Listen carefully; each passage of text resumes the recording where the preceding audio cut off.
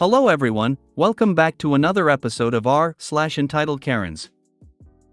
In today's episode, Karen was annoyed that I didn't evenly divide 7 by 2. Karen got banned and showed up the next day screaming. Mother's Day Karen. Before we get started, make sure to subscribe so you will never miss a video. So let's get started. Karen was annoyed that I didn't evenly divide 7 by 2.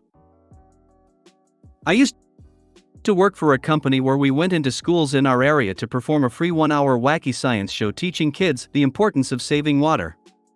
Our local area relies on aquifers, underground porous rock that stores rainfall, for the majority of our water, so it's important to teach kids both about how the water cycle works where we live and about not wasting water. This incident occurred 5 years ago, just came up on my FB memories, and it very much fits the sub. Myself and my colleague were at a school in a very affluent area performing in our water show, teaching the kids in our own inimitable irreverent way.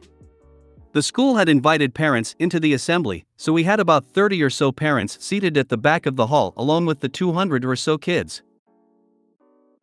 After the show, which went down an absolute treat, my colleague had gone to collect the car, couldn't park near the school, whilst I had remained behind to tidy up and move all our kit to the front entrance to the school where he would be pulling up.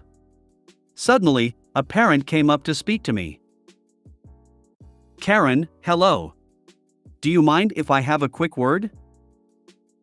Me, of course not. Karen, well, let me start off by telling you how fantastic that show was. Me, waiting for the but, thank you very much. Karen, but. My internal monologue, there it is. Karen, I was wondering if you noticed that you picked more boys than girls as your volunteers, rather than an equal number of each? Me, you're asking me if I realized that I didn't pick an equal number of boys and girls as my volunteers? Karen, yes. Me, yes, I was aware of this. Mainly because we need an odd number of volunteers in the show. It's very difficult to keep the numbers of each equal when the total number is odd. Karen looks at me whilst trying to think. Me. Did you notice that whilst we picked 4 boys and 2 girls for the aquifer experiment, we picked a girl as the solo volunteer for the toothbrushing experiment? And the toothbrushing volunteer does a lot more than the aquifer volunteers do. So, yesterday when we did this exact same show in a different school, we had 4 girls and 2 boys for the aquifer experiment, and then a boy for the toothbrush. We always try and keep things as fair as possible. Karen, I'm just saying because my daughters were here today and I want them to enjoy science. Me, well, hopefully they did. Karen, I also noticed that on your banner, indicates pop-up banner off to one side, that you have 2 boys and 1 girl on that. That's hardly equal. Me, true. But with the size of the banner, 3 children was the right number. 2 would have left too much empty space, whilst 4 would have been too crowded. Karen, then why didn't they pick 2 girls? Me, because we made several mock-ups of the banner and showed them to different children, and the most popular design was that one. Karen, well, I don't think. Me, interrupting, you may be pleased to see that the fun pack that each child gets to take home has 1 boy and 1 girl on the cover. Picks up pack and shows her. Karen, that's nice. Karen walks off. Teacher comes over to me. Teacher, what was all that about? Me, apparently I need to find a way to pick an equal number of boys and girls, despite the total number adding up to an odd total. Teacher, because you didn't pick either of her 2 daughters as any of your handful of volunteers out of 200 children in the school? Me, it would seem that way. Teacher, what did you say to her? Me, basically that 7 isn't divisible by 2, but across multiple schools we make sure to keep things equal. Teacher, and what did she say? Me, that's nice. Just cut one of the kids in half. Easy peasy. Solomon's Justice. The presentation could be water conservation and first responder triage. Cut all of the kids in half and stitch opposing halves together, eliminating the divide. Alternatively, stitch all of the children into one colossal child who performs all the roles simultaneously. So I'm guessing she gets upset every time neither of her daughters gets picked for something, based on what the teacher said to you. She has 2 daughters and no son. That doesn't seem fair. She should have had a son and a daughter by her logic. Yes, would be appropriate to shove one back in and pull out a boy. You should have told her that one of the boys identifies as gender neutral and, therefore, it was even. Then step back so you don't get anything on you when her head explodes. Speaking as one of those non-binary people, no, please don't misrepresent others like that. In a less obtrusive way, you could also say we try not to assume the gender of the children we select. Math is not for everyone. As an example, when a team or person gets more points or electoral votes, they win. I'm finding this concept to be more difficult than Jay once believed. Next time, just stop deciding when each person has equal amounts, duh, winky face. I find the more one runs their mouth, the less educated they end up being. Karen looks at me whilst trying to think. At this point you may have detected the woodsy aroma of burning brain cells. She's the kind of tool that thinks equality means literally being treated the same. Karen got banned and showed up the next day screaming. I once worked in a phone repair store in my area. A lady came in one day and wanted her phone fixed, told her the price of the repair is the same price as the phone itself. She wasn't having it, so she went against our judgment and fixed the phone. She then broke her new screen that was just fitted and demanded a refund. We politely said we can't issue a refund because it's physical damage and that doesn't fall under warranty. So after kicking up a fuss, but nothing too bad, she paid again to get another screen done at the same price, against our judgment again.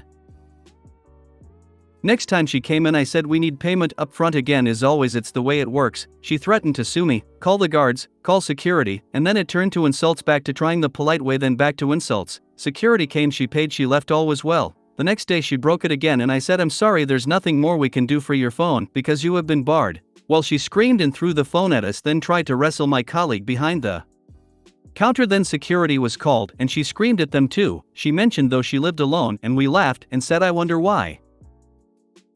How did she break the screen twice within 2 days? She dropped it going home was her first excuse, and that screen shouldn't break that easy. Second time she must have dropped it pretty hard because the ink inside was leaking through it. But my best guess was the second time, at least it was done purposely. I'll never know, unfortunately. We did see her one more time in the future, but it wasn't all that bad. Throwing it at people would be my guess.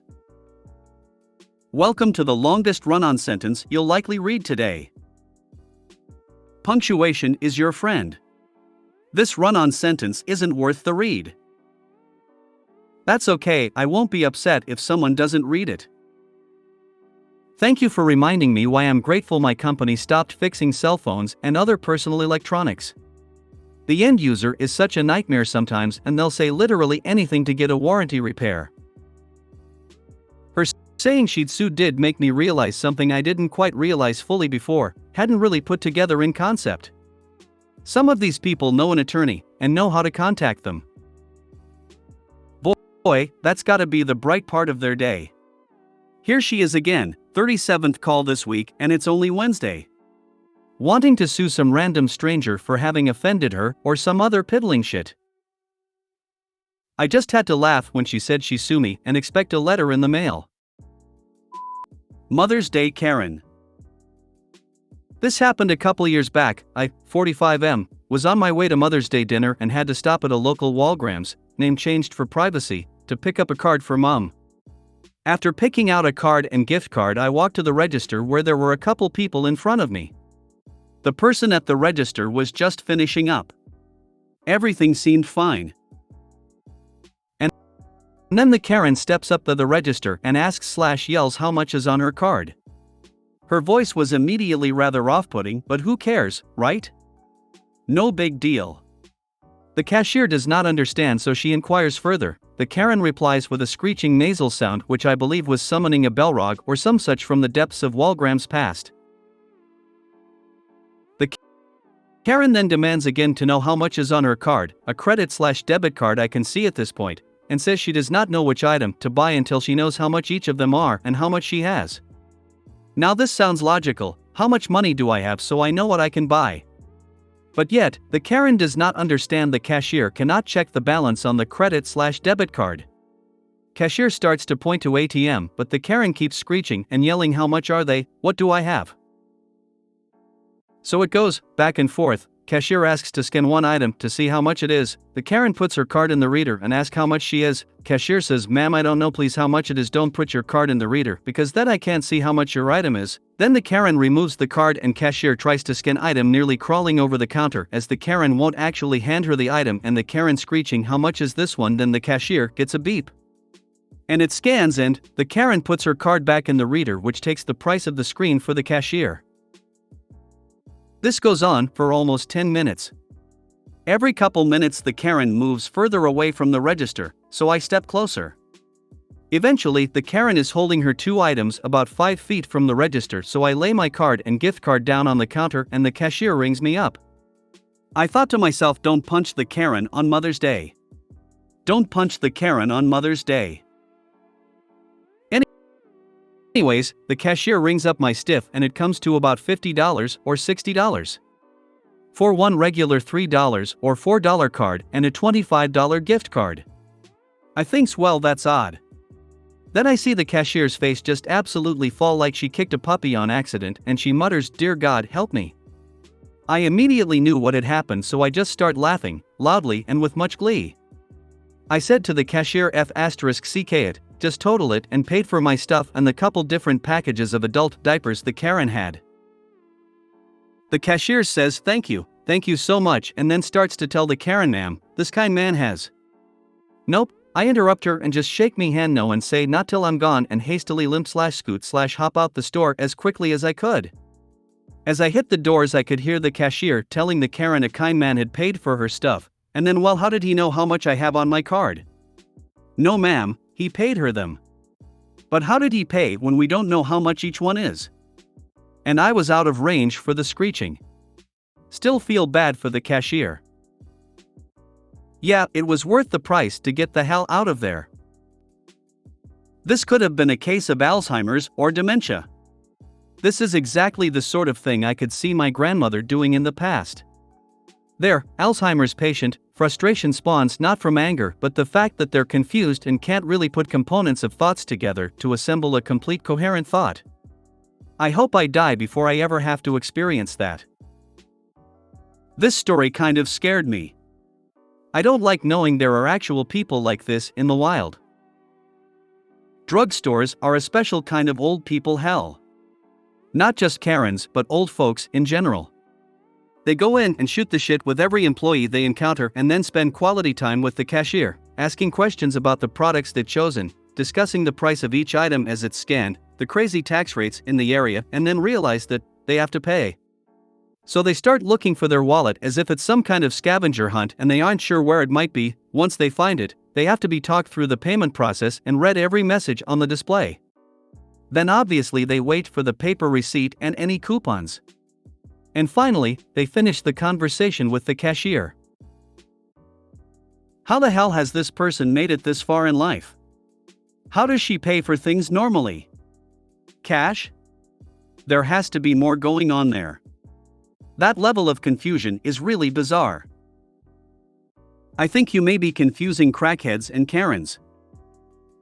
That made no sense and was stupid. If you made it to the end of the video, thanks for watching.